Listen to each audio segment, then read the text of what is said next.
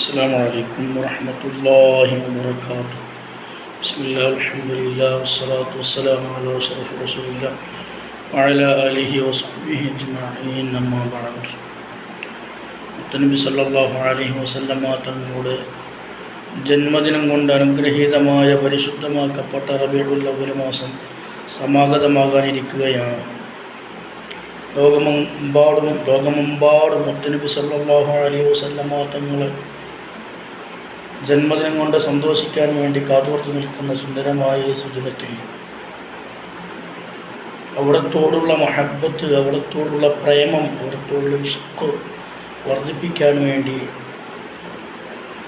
നാം എല്ലാവരും തയ്യാറാവേണ്ടതുണ്ട്.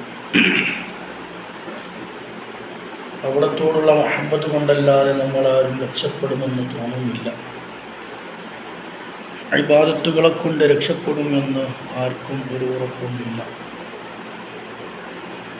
നബിയോടുള്ള മഹബ്ബത്ത് ഖൽബിൽ കൂടുതലാക്കാൻ വേണ്ടി, അധികരിപ്പിക്കാൻ വേണ്ടി നമ്മൾ പരിശ്രമിക്കേണ്ടതുണ്ട്. അല്ലാഹു തആല നമുക്ക് തൗഫീഖ് നൽകുമാറാകട്ടെ. നബി സല്ലല്ലാഹു അലൈഹി വസല്ലമ തങ്ങളുടെ ഒരു സുന്നത്തെങ്കിലും നമ്മൾ ഓരോ വർഷം കൂടുമ്പോൾ ഒരു സുന്നത്ത് നമ്മുടെ ജീവിതത്തിൽ എക്സ്ട്രാ പകർത്താൻ വേണ്ടി നമ്മൾ ശ്രമിക്കണം. നബി സല്ലല്ലാഹു അലൈഹി വസല്ലമ തങ്ങളെ കുറിച്ച് സംസാരിക്കുകയാണെങ്കിൽ ധാരാളം കാര്യങ്ങൾ നമുക്ക് ചർച്ച ചെയ്യാനുണ്ട്.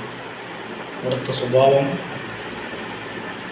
അവിടുത്തെ പെരുമാറ്റം, അവിടുത്തെ പ്രവർത്തനങ്ങൾ, അവിടുത്തെ ജീവിതശൈലി,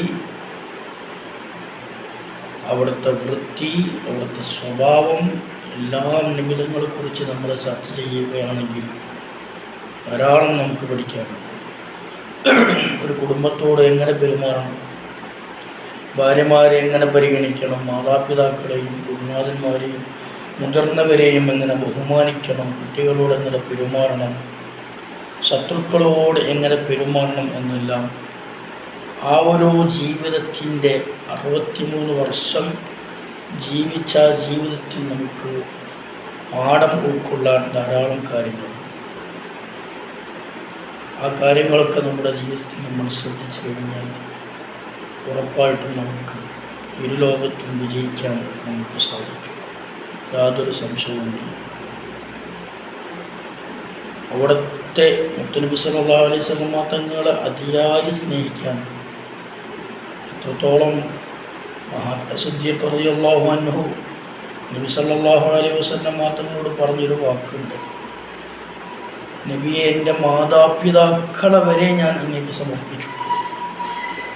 സ്വന്തം ശരീരവും സമ്പത്തും കുടുംബവും എല്ലാം നിബിധങ്ങൾക്ക് സമർപ്പിച്ചു. ആ ഒരു സ്നേഹത്തിൻ്റെയും പ്രേമത്തിൻ്റെയും ഒരു അടുത്ത് പോലും നമുക്കെത്താൻ കഴിയുകയില്ല. എന്നാലും കുറച്ചെങ്കിലും ഹബീബിനോട് സ്നേഹം പ്രകടിപ്പിക്കാൻ നമുക്ക് കഴിയണം. നമ്മളെല്ലാവരും പരിശുദ്ധമാക്കപ്പെട്ട റബീഉൽ അവ്വലിനെ വരവേൽക്കാൻ ഒരുങ്ങി തയ്യാറാകേണ്ടതുണ്ട്. അല്ലാഹു സുബ്ഹാനഹു വ തആല അതിന് നമുക്ക് തൗഫീഖ് നൽകുമാറാകട്ടെ. അസ്സലാമു അലൈക്കും വറഹ്മത്തുള്ളാഹി.